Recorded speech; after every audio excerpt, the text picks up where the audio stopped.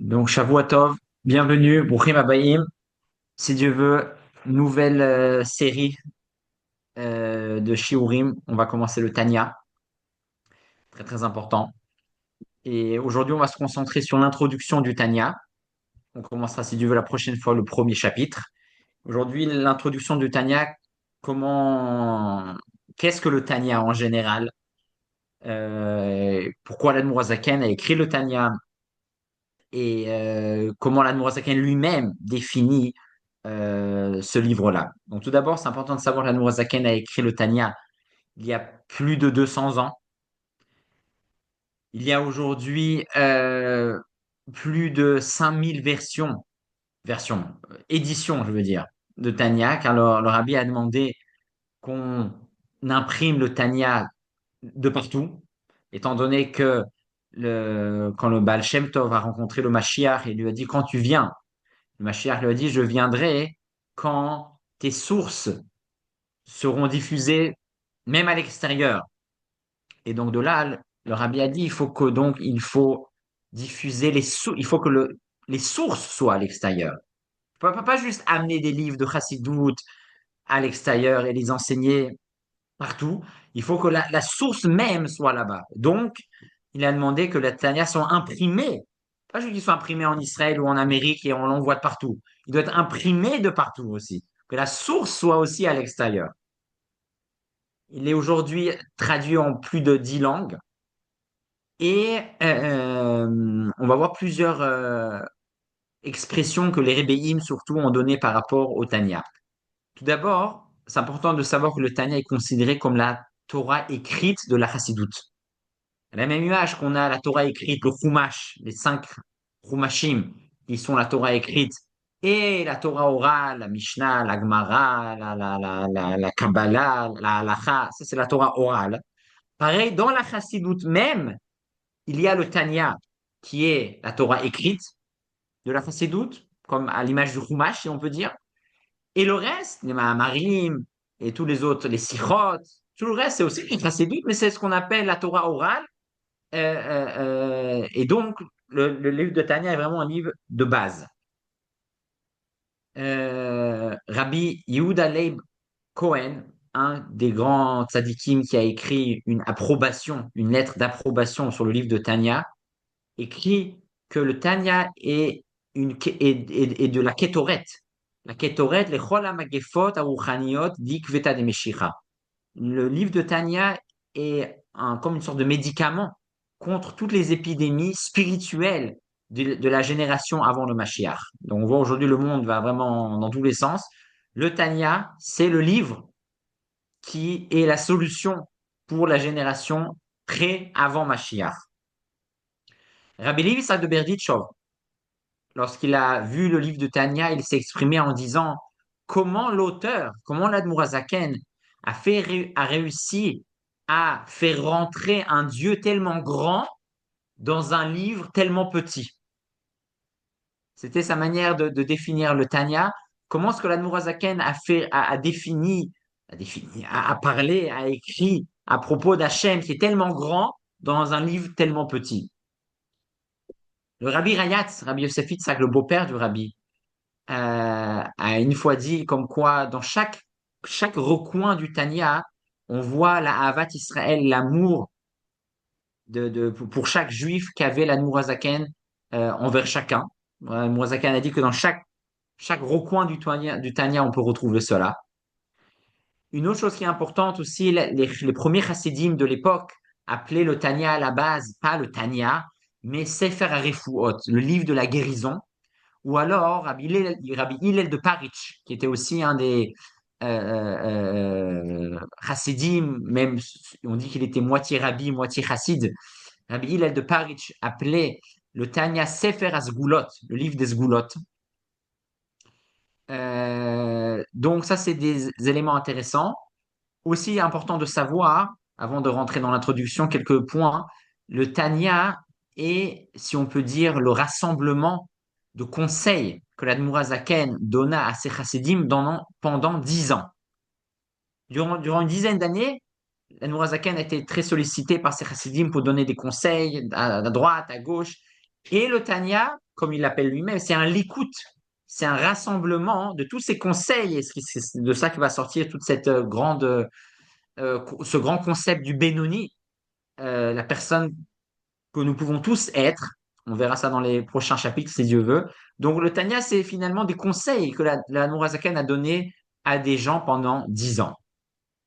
Le Tanya comporte 5 parties.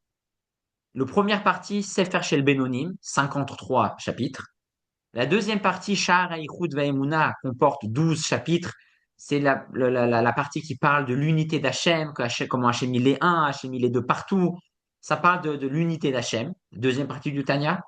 Troisième partie du Tanya, Yeret HaTshuva, qui parle donc de la lettre de la Tchouva, qui explique dans le détail qu'est-ce que la Tchouva. Quatrième partie, Geret HaKodesh, et cinquième partie, Kuntras Acharon, sont les deux dernières parties, là où l'Admor Hazaken explique des thèmes techniques de la Kabbalah, des psukim, des passages du Zohar, et l'Admor Hazaken explique dans le détail certains passages. Donc ça, c'est le Tanya, 5 parties, si on peut dire, en un livre.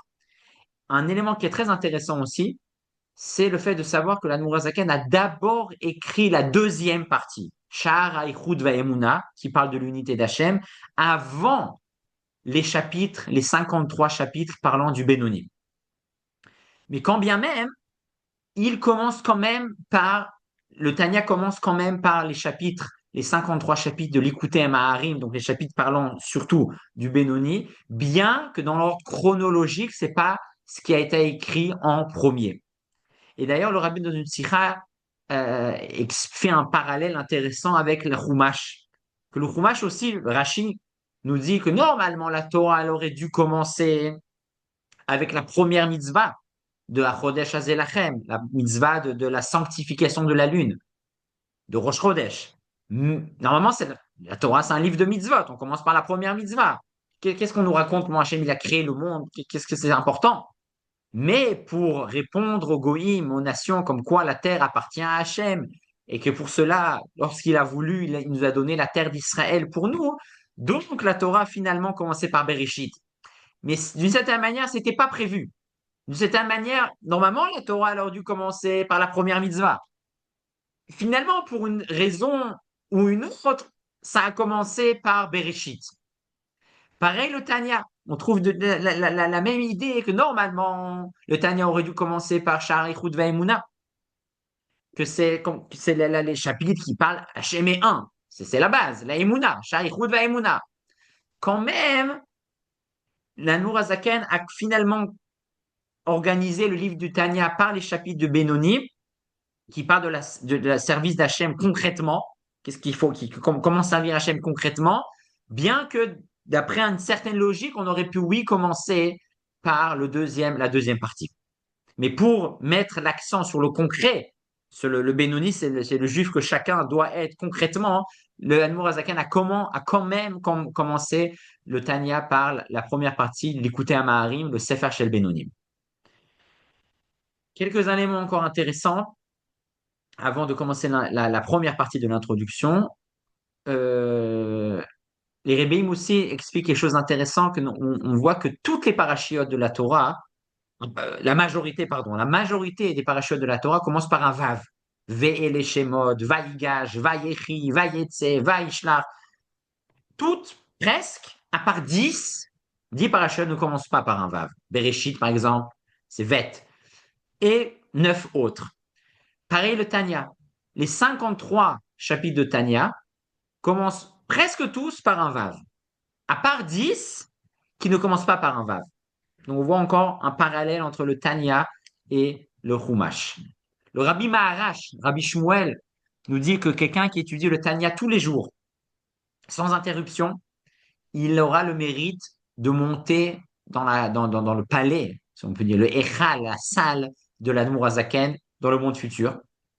Rabbi Rachab, Rabbi Shalom Dover dit que étudier le Tanya, c'est tout simplement avoir une discussion avec le Tanya, avec le Admor Hazaken. Quand j'étudie le Tanya, c'est comme si je suis en meeting, je suis en yechidout avec l'Admor Hazaken. C'est d'ailleurs ce que l'Admor Hazaken dira.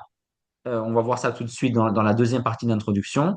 Et dernier point avant de commencer la Daf HaSha'ar. la page d'introduction, Admorazaken dit que lorsqu'on étudie le Tanya, il faut le faire avec chant. L'ilmod Tanya Benigina, avec un nigun. On n'étudie pas le Tanya comme on lit un journal. Quand on lit Tanya, on chante. C'est comme ça qu'on étudie le Tanya. Admorazaken lui-même a dit sur son propre livre. Donc ça, c'était des éléments global sur le Tanya et on commence maintenant ce qu'on appelle la Daf Asha'ar, la page de garde que l'Admorazaken lui-même a écrit. Dans cette page de garde, on va la lire d'ailleurs dans les mots. C'est assez court et chaque mot est très précis.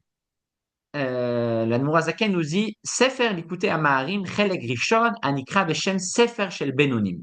Donc la première partie, c'est le livre des Bénonim. Et d'ailleurs, c'est important de savoir que la Zaken a aussi écrit un autre livre qu'aujourd'hui nous n'avons pas, car malheureusement il a été brûlé. C'est ce qu'on appelle Sefer Shel Tzadikim, le livre des Tzadikim. Mais ce livre, le monde apparemment n'a pas été prêt pour ce livre-là, donc il a été brûlé. Mais aujourd'hui, ce qu'on a, c'est le Sefer Shel Benonim, le livre des Benoni. Benoni est donc l'homme moyen. On verra dans les chapitres suivants quel est ce concept d'homme moyen, l'homme Benoni. Mais Lukat, le Tanya, nous dit l'Admorazaken, c'est un recueil dont l'Admorazaken est très humble. Il ne dit pas que j'ai écrit un livre, c'est un recueil. Un recueil. Mipis Farim, de certains livres, on explique en général qu'on y parle ici de livres du Maharal de Prague et du Shnei Luchot Abrit, du Shla Akadosh, ou Mipis Sofrim, et de certains scribes. On dit qu'il s'agit ici du Baal Shem Tov et du Magi de Mezerich. Donc, ce sont les références pour l'Admorazaken pour écrire le Tanya. Gdoshe Elion Nishmatan Eden. Miyusad ala pasuk ki karov elecha davar meod bificha ubivavcha la'asoto. Nous dit l'Admorazaken, tout le livre de Tanya est basé sur un verset. Le verset qui karov elecha davar meod, comme quoi la Torah est proche de toi, dans ta bouche, dans ton cœur et dans ton action. C'est ça la vision, le but de la Nourazaken. Nous expliquer comment on va pouvoir servir Hachem en sachant que c'est pas impossible, en sachant que c'est pas quelque chose de lointain. Non, c'est Karov, c'est proche.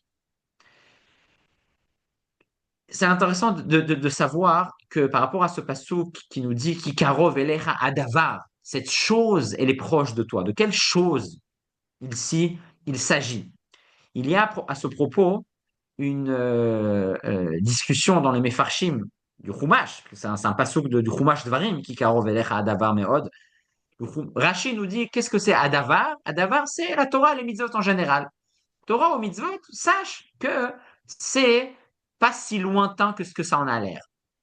Ramban Nachmani dit ici, il ne s'agit pas de toute la Torah et des mitzvot en général, il s'agit de la mitzvah de la tshuva. Car en effet, dans cette paracha, euh, dans cette paracha de Vayeler, si je ne me trompe pas, là-bas, on nous parle de la tchouva en général. Et dans ce contexte, nous dit la Torah, sache que faire tchouva, c'est pas impossible. C'est pas si dur que ça en a l'air. On peut faire tchouva, on peut revenir sur ses actions. Comme ça explique le Ramban, Nachmanide, ce pasouk-là. Et la Gemara explique à Davar en disant qu'il s'agit ici de l'étude. Talmud Torah. L'étude, c'est pas si dur que ça en a l'air. C'est dur. Il faut se lever le matin tôt ou étudier le soir. L'étude, c'est pas évident. Nous dit la Torah qui karov elecha. C'est proche de toi. Et la Zaken, dans ce contexte-là, lorsqu'il parle de Kikarov Elecha Adavar, nous disent les commentaires, il s'agit de la Torah et des mitzvot en général, comme Rachid explique, comme quoi Torah ou mitzvot en général, c'est quelque chose d'accessible. Ça, c'est le but, ça, c'est la base, la fondation de ce livre-là. Maintenant, en une phrase, Admour Azaken nous dit de sa méthode. La méthode du Tanya et la méthode de la Chassidut Chabad en général, et לבאר היטב איך הוא קרוב מאוד בדרך ארוכה וקצרה בעזר השם יתברך. Dit l'Admorazaken, je vais vous expliquer comment, d'une manière longue et courte, comment y arriver à ça. Comment y arriver à servir Hachem d'une manière simple dans notre bouche, dans notre pensée et dans nos actions. Un chemin long et court. Cette expression l'Admour Azaken fait référence à une histoire de la Gemara. Dans le Talmud, Maseret Eruvin, on nous raconte l'histoire de Rabbi Yoshua ben Hanania, qui essayait de trouver le temple et essayait de trouver le Beth Amikdash. Et il a rencontré un jeune enfant à Yerushalayim. Il lui a dit, s'il te plaît, guide-moi, indique-moi où est le Beth Amikdash, je veux y aller. L'enfant lui a dit, il y a deux manières, il y a deux chemins. Il y a le Ktsara Ve'aruka, le long et court, le court et long par contre, pardon, Ktsara Ve'aruka, et il y a le long et court, Aruka ou Ktsara. Rabbi Yoshua ben Hanania n'a pas très bien compris le long, le court, le court, le long. Il a dit, il a entendu court, court et long, court. Ok, allez, c'est quoi le court? Je vais arriver au plus vite. Alors l'enfant lui dit, bah voilà, c'est le chemin court mais long, c'est ce chemin là-bas. Tu vois, le Beth Amikdash, tu presque le voir. Dans 5 minutes, tu vas le voir déjà. Voilà, c'est ça le chemin, ce qu'on appelle court mais long. Au bout d'une heure, Rabbi Yoshua ben Hanania revient chez l'enfant et lui dit, oui, je voyais le Beth Amikdash, il était très proche, mais il y avait plein d'embûches, plein d'obstacles, des arbres, des barrières. J'ai pas réussi. Il était proche, mais non. L'enfant lui dit, ben, c'est ce que je t'avais dit. Ce chemin, il est court, mais long. Ça a l'air court, mais finalement, c'est long, on n'y arrive pas. Il y a un autre chemin qui est long, mais court. Il est long, ça a l'air long. Tu vas pas voir le Beth Amikdash à proximité au bout de 5 minutes. Mais c'est sûr. Mais à la fin, tu vas y arriver. Et donc, finalement, c'est ce chemin qu'a pris Rabbi Yoshua ben Hanania. Il nous enseigne la Nourazaken, ça c'est le Tanya. Le Tanya, c'est une méthode longue, mais courte. La Chassidoute, c'est long, c'est pas facile, mais à la fin, ça marche. Donc ça vaut le coup. Et on verra dans les chapitres suivants un exemple, juste pour illustrer cette idée de long mais court. Quelqu'un même qui peut être malade, reste de shalom, alors il va mettre une crème. Il va mettre une crème, et encore de la crème, il a la malle, il met une crème, une crème, une crème. Et ça revient à chaque fois. C'est court, ça allait, ça part. Mais finalement, ça part pas. Le vrai traitement, c'est d'aller à la source. C'est long, c'est dur d'aller à la source, trouver c'est quoi le vrai problème, et faire un vrai traitement, une vraie cure. Mais à la fin, c'est court, à la fin, c'est en profondeur. Et donc, c'est ça que nous enseigne la méthode de l'Admourazaken, la méthode du Tanya. C'est un chemin long, mais finalement, qui vaut le coup. Finalement, c'est court et ça amène des résultats. Donc, ça, c'est ce qu'on appelle la Daf à Sha'ar, la, la page de garde, la page d'introduction.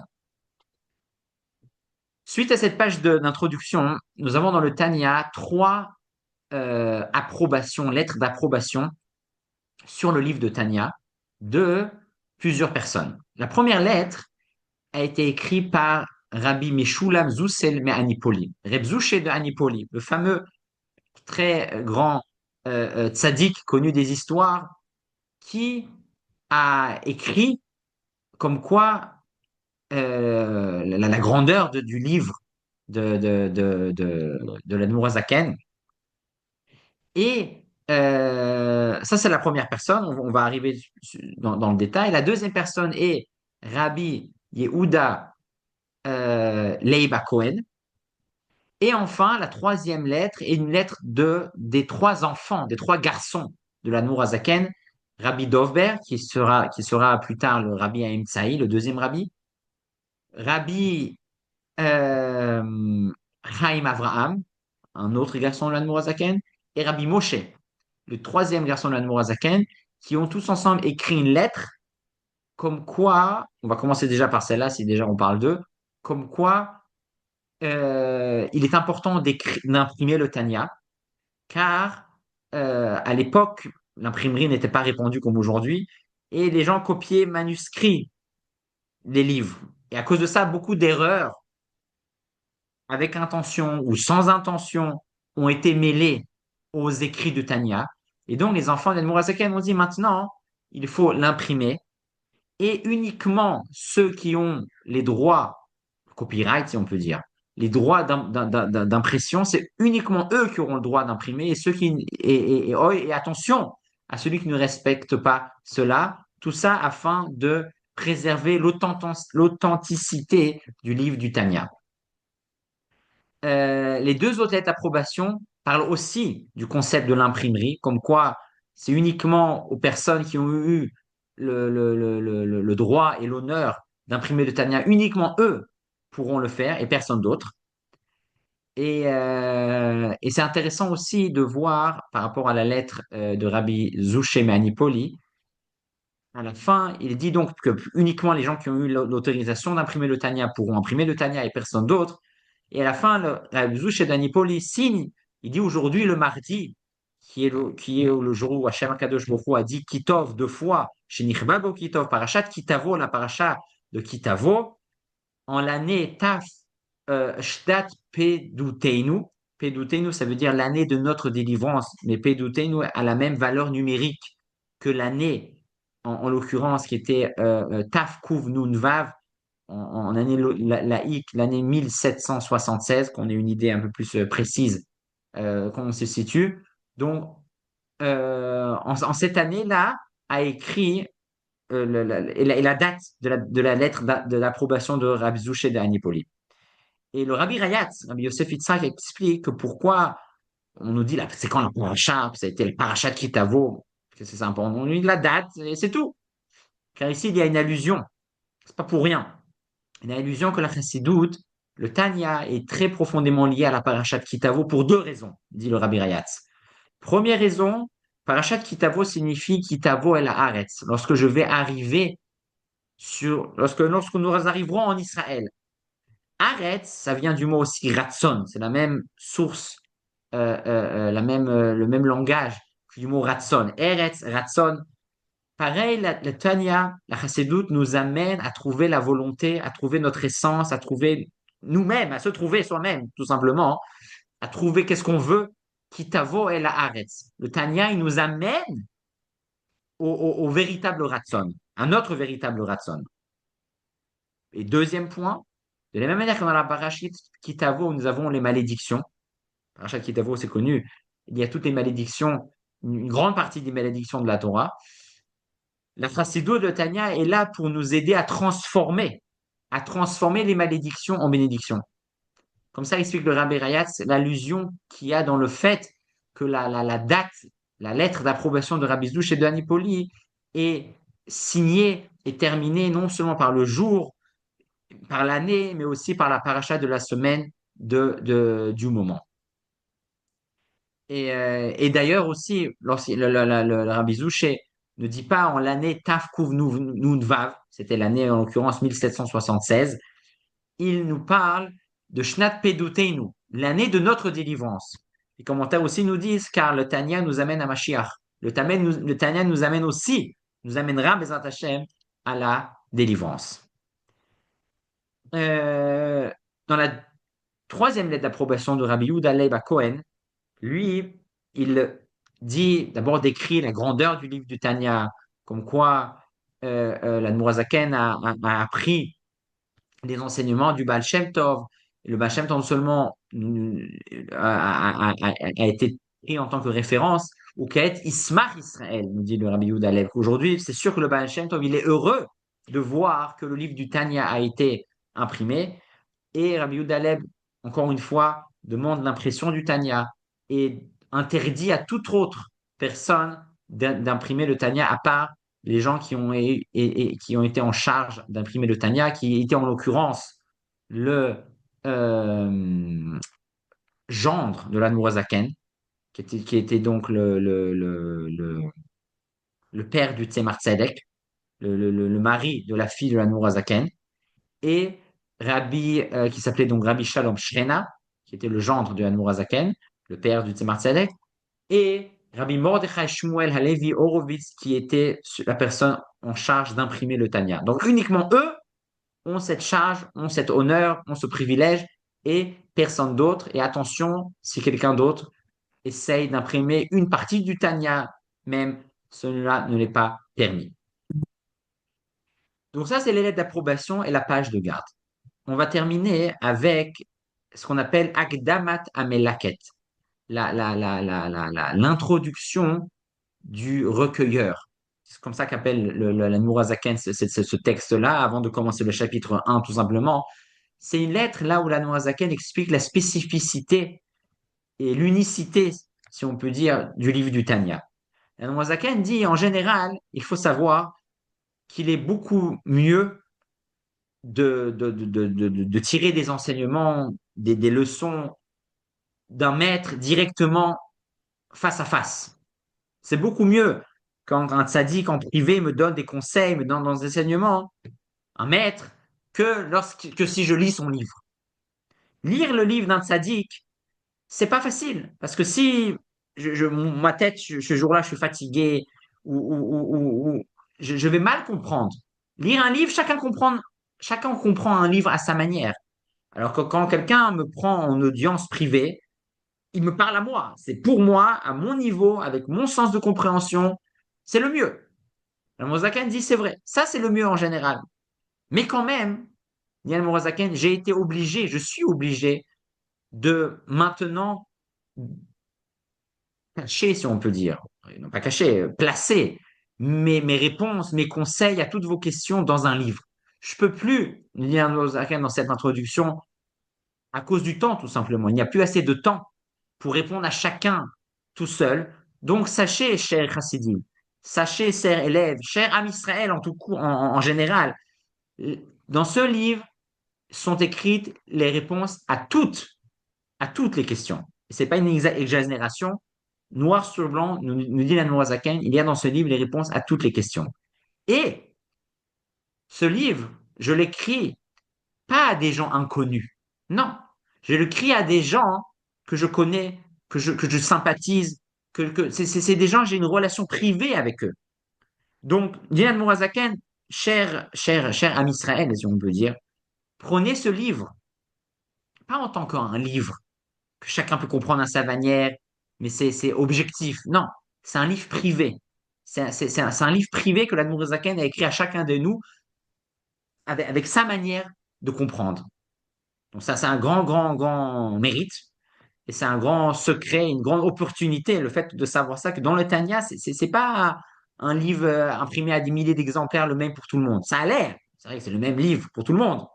Mais dans ce livre, il y a des secrets, il y a des méthodes, il y a des conseils qui sont adaptés d'une manière privée et d'une manière mesure pour mesure, si on peut dire, à chacun de nous. Noazaken dit dans cette introduction, car normalement, en temps normal, chacun comprend un livre, une feuille, un texte d'une manière différente. Comme nous dit la Gemara, En dootehem domot zolazo. Les esprits de chacun sont différents. Chacun comprend le même texte d'une manière différente. Donc c'est pour ça qu'en général, il vaut mieux avoir un entretien privé avec un tzaddik. Mais dans ce cas-là, nous promet l'Admorazaken qu'il y a des réponses pour chacun, comme il le dit, וכולן הן תשובות על שאלות רבות אשר שואלים בעצה כל אנשי שלומנו דמידתנו תמיד כל אחד לפי ערכו.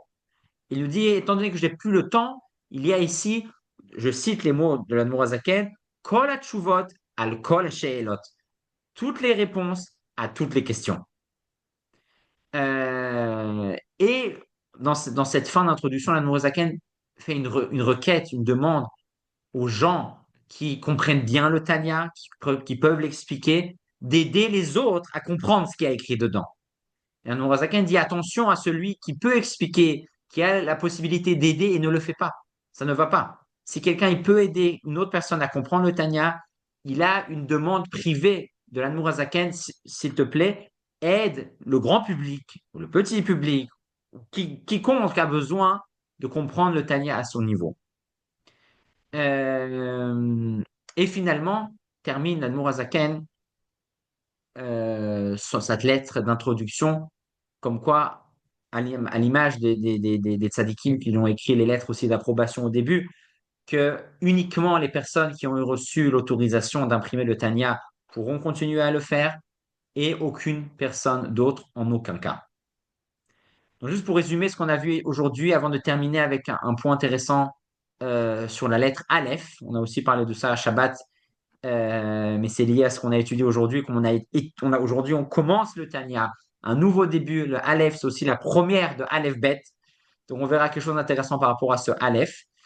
Donc, tout d'abord, on a vu aujourd'hui comme quoi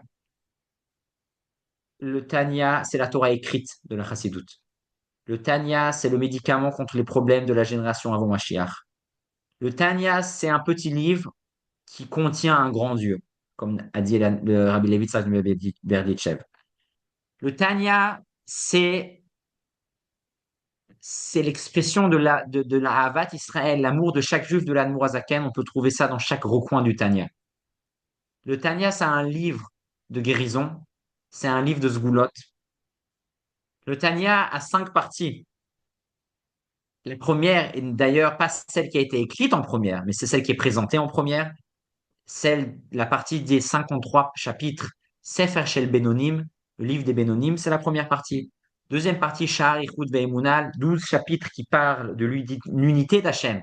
Et c'est cette partie qui a été écrite en première. Yeret HaTshuva, la lettre de la Tshuva qui parle de la Tshuva. Yeret HaKodesh et Kuntra Sacharon, qui sont des parties qui relèvent surtout des explications kabbalistiques du Zohar. L'Anmorazaken, dans la page de garde, nous dit son but, le but du Tanya, c'est de nous expliquer que servir Hachem, c'est proche de nous, c'est accessible à nous tous. Comment, quelle est la méthode, de quelle manière? Ça, c'est ce qu'on appelle un chemin long, mais court. Ça va prendre du temps, c'est pas du jour au lendemain, c'est un vrai travail, mais à la fin, ça amène ses fruits. À la fin, on atteint la destination, le but voulu. On a étudié aujourd'hui les approbations différentes des différentes tzadikim, celle de Reb Zouche de Anipoli, celle de Rabbi Yehuda Leib à Cohen, celle des 3 garçons, des 3 enfants de l'Anmourazaken, qui, euh, qui décrivent la grandeur du Tanya et surtout qui demandent l'impression du Tanya et l'interdiction à ceux qui ne l'ont pas, à d'autres personnes d'imprimer le Tanya. Et finalement, on a étudié aujourd'hui l'introduction que la Nourazaken lui-même explique que ce Tanya, c'est un livre, mais c'est pas un livre comme les autres. C'est pas un livre qui va se faire, qui est impersonnel, si on peut dire. Le Tanya, c'est un livre personnel, c'est un livre privé, que la Nourazaken, que chacun, avec une bonne volonté évidemment, une honnêteté d'étude, pourra trouver les réponses à ces questions, à ces problèmes, car faute de temps, la Nourazaken a donné toute son énergie, toutes ses réponses, toute son aide, toute sa guidance, si on peut dire, à nous tous dans ce livre du Tanya. Et juste pour terminer, quelque chose qui est lié à ça, on a parlé de ça Shabbat dernier par rapport à la lettre Aleph. La lettre Aleph, si on voit la forme de cette lettre-là, elle contient 2 Yud, un en haut, un en bas, et au milieu un trait, comme un Vav. Et la Nourazaken, pas dans le Tanya, mais dans un Mahamar, explique que normalement, dans le judaïsme, on commence à droite. Tout commence à droite. Droite, elle a la priorité. Gauche, c'est après, en deuxième temps. Quand bien même le Aleph, la taille, le Vav du Aleph commence en haut à gauche et descend en bas, vers la droite, le Aleph. Et la Nourazaken explique car ici, il y a un enseignement. C'est vrai que normalement, la majorité de notre énergie, de notre temps, on doit être dans le chesed, dans le don, dans le don de soi, dans la positivité, et non dans la gvura. La gvura, c'est la sévérité, c'est se fermer ou alors être strict. Quand il y a besoin, on est strict, mais c'est pas le comportement par défaut qu'on doit avoir. Quand bien même, lorsqu'on commence un certain processus, on commence un certain projet, on est au début certaine relation, il faut, oui, commencer à juste mesure avec de la gvoura, avec un peu de dureté, avec, ou même avec nous-mêmes, avec de l'humilité. L'humilité, c'est aussi une forme de gvoura. Quand je suis humble, je me ferme, je ne m'expand pas, je ne me montre pas. Quand on commence quelque chose, le Aleph, la première lettre, le début, on doit rester humble, on doit rester simple. C'est d'ailleurs aussi la raison quand la Nourazaken appelle son livre L'écouter à Maharim, un recueil. La Nourazaken est très humble en disant c'est uniquement un recueil, il dit pas c'est un livre spécial. Il appelle même pas un livre, un recueil. Et donc c'est comme ça que si on veut réussir, c'est les ingrédients de la réussite à long terme, c'est qu'on commence avec l'humilité. Cependant, après, on ne peut pas rester dans l'humilité toute sa vie. Quelqu'un qui est que humble, je suis que humble, humble, humble, humble, il n'avance pas. Au début, je suis humble, mais après, oui, je dis ce que j'ai à dire, je m'affirme, j'ai de l'ambition, j'avance. Le Aleph, il commence à gauche, mais très vite, il passe à droite. Après, on passe aux côtés de l'expression de soi-même, le chesed, l'ouverture. Euh, Donc ça, c'est un premier point par rapport au Aleph, qui commence à gauche et est fermé à droite. Un autre point intéressant par rapport au Aleph, c'est les deux Yud. Comme on sait, comme on a dit, le Aleph, il a un trait au milieu, il a un Yud à droite et un Yud à gauche. Et le Yud qui est à gauche, qui est en bas, qu'on connaît tous, il est à l'envers. J'enverrai une photo dans le groupe si Dieu veut pour, euh, pour que ça soit plus clair. Le Yud, le deuxième Yud du Aleph est donc un Yud à l'envers. Et la Chassidut explique que c'est pas pour rien. Ce Yud à l'envers met en avant le fait que les pieds, donc qui est le bas du Yud, sont à la tête. Ce qui est normalement en bas, ça, c'est à la tête. Les pieds, ils sont tout dessus. Qu'est-ce que ça signifie? Ça signifie que, étant donné que le Aleph, comme aussi le Hayom Yom dit, c'est le Yud d'en haut, c'est Akadosh Baruch Hu. C'est la Neshama du juif en haut. Le Yud en bas, c'est les juifs ici-bas, c'est nous. Et le Vav, c'est la Hirat Shamayim. La crainte de Dieu, c'est ce qui nous rattache, c'est ce qui nous élève d'en bas vers le haut. Mais pour s'élever, pour avancer dans la vie d'une manière simple, il faut avoir les pieds à la tête. C'est-à-dire, il faut être à l'envers. C'est-à-dire, il faut savoir donner de l'importance aux pieds. Il faut savoir donner de l'importance à l'action. Et c'est sûr, c'est important de sentir, de réfléchir, de comprendre. Mais si je veux avancer dans la vie, il faut aussi surtout faire. Surtout, c'est ça. C'est la soto, comme nous dit le Admour Zaken. Le but, finalement, c'est de faire. On est là pour faire, on est là pour être concret. C'est pour ça que les pieds du Yud, les pieds qui symbolisent l'action, qui symbolisent la partie la plus basse, la plus concrète, la plus matérielle de notre corps, elle est mise en avant, elle est mise à la tête.